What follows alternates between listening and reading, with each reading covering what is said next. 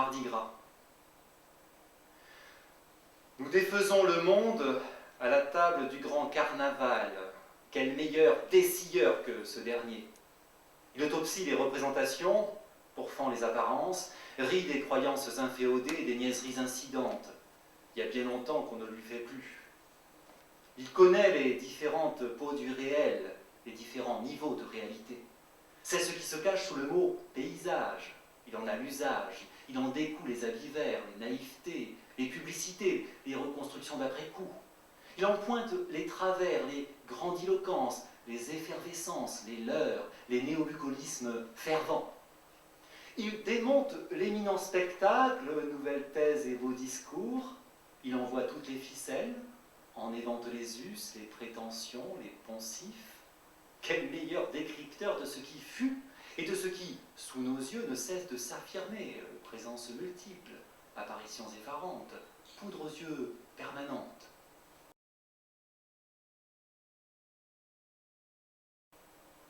Rien de naturel, ici et partout.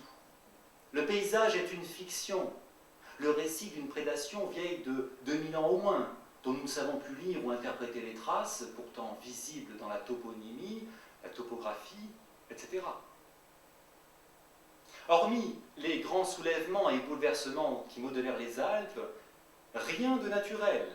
Dans ces agencements et ces étagements, tout fut planté et implanté, tout fut conquis sur la forêt, défrichements et brûlis, tout fut endigué, colmaté, terrassé. Pour partie, l'histoire du paysage se confond avec celle de l'agriculture. Où ai-je lu qu'avant l'intervention humaine, la forêt primitive occupait probablement tout le territoire au-dessous de la côte des 2200 mètres. Au cours de l'histoire, et en particulier au XIXe, sous la pression démographique, on défricha tant et si mal qu'on provoqua une forte érosion des sols et des catastrophes en chaîne. Ruissellements et ravinements succédèrent à la déforestation, entraînant inondations, glissements de terrain, avalanches, etc. Terriblement décimée, la forêt n'exerçait plus sa fonction de protection. Beaucoup de gens périrent ou partirent, l'État décida de s'en mêler par l'action et la loi. On replanta à tour de bras, on réglementa et planifia, on entreprit la restauration des terrains. Comme on le voit, peu ou pas de projection dans l'avenir, tout à l'avenant et en avant, en avant. L'homme est ainsi fait qu'il se sert où bon lui semble, prend ce dont il a besoin, et souvent plus, brûle sans compter, pompe à droite et à gauche, épuise sol, ressources, et ce, jusqu'à la catastrophe. Cela ne vous rappelle rien?